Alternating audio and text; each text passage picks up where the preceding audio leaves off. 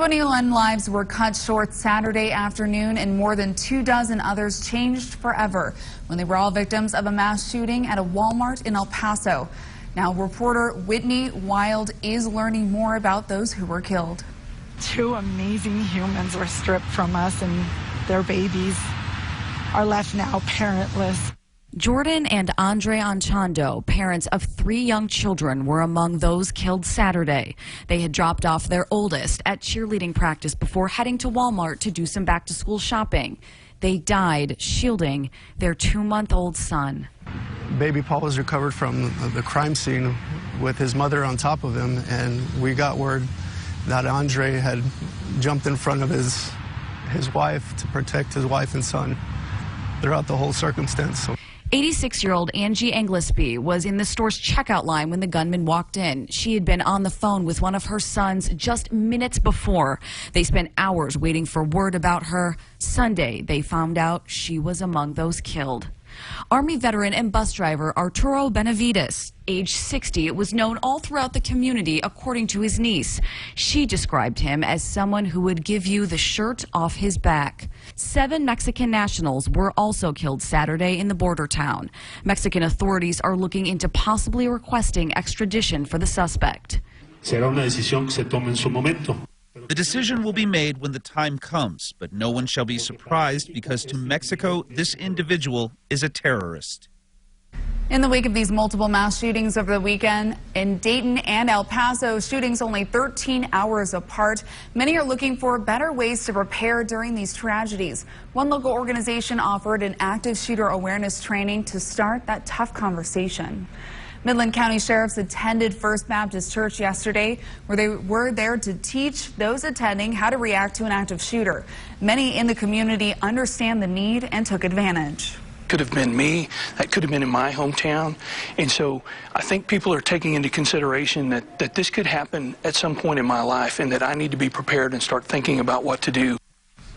If you would like to attend or host an active shooter response training, you can visit alert.org. That's ALERRT.org.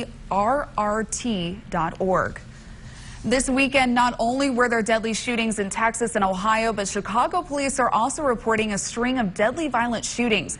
Police say that they responded to 32 shooting-related incidents since Friday evening. Officers say gun violence left 7 people dead and 59 people wounded across the city Sunday alone. 17 people were shot in 3 separate incidences in the Lawndale area in a span of 2 hours. That forced Mount Sinai Hospital to stop accepting new patients for a short amount of time. So how serious is gun violence in America? A mass shooting is defined by more than 4 injuries, not including the shooter. There have been more than 250 mass shootings in the United States this year.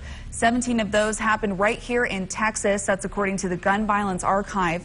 And according to FBI, since 9/11, more Americans have been killed by domestic terrorists than foreign ones.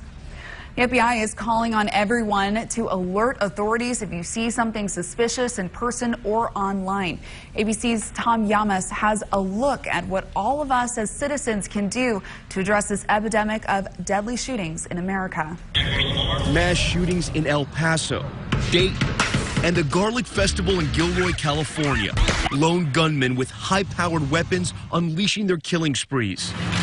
And though investigations into these shootings are just getting started, there are questions this morning about whether any of them could have been prevented. Were there warning signs missed? It's possible to prevent mass shootings because these events are planned out in advance, and most importantly, because those who carry out mass shootings typically tell other people about their violent plans beforehand. A Homeland Security study into mass shootings found 75% of attackers showed signs that they were about to attack by making angry or racist statements, referring to past attackers, and using suicidal language. But some of the behavior patterns can also be less severe. An FBI study found 4 out of 5 active shooters displays concerning behaviors as subtle as a change in work performance. It's okay for people to report behaviors at low levels. Law enforcement wants to hear about it. An HR director wants to hear about it. Your director of security at your school, your college, your workplace want to hear about it because they have training and can look into what else is going on. And though research shows most mass shooters are frequently surrounded by people who saw warning signs, 59% didn't report the odd behavior to law enforcement. Even if they're not quite sure what it is they're seeing, the more we can do to simply support the person who's considering violence, we can figure out other ways to help them solve those underlying problems. And especially in schools, the warning signs are often missed. In this PSA from Sandy Hook Promise, a nonprofit created by families of those killed at Sandy Hook, we're shown an average day at high school. But if you look closer, you notice one student showing some telltale warning signs. Someone who's often bullied or isolated, has an interest in firearms, and might even post about it on social media. Well, whether you are on your way to work or walking in your neighborhood or out and about in your community, we all play a role in keeping our community safe. So remember to stay vigilant and say something when you see signs of suspicious activity. And for more information to keep you and your family safe, visit dhs.gov.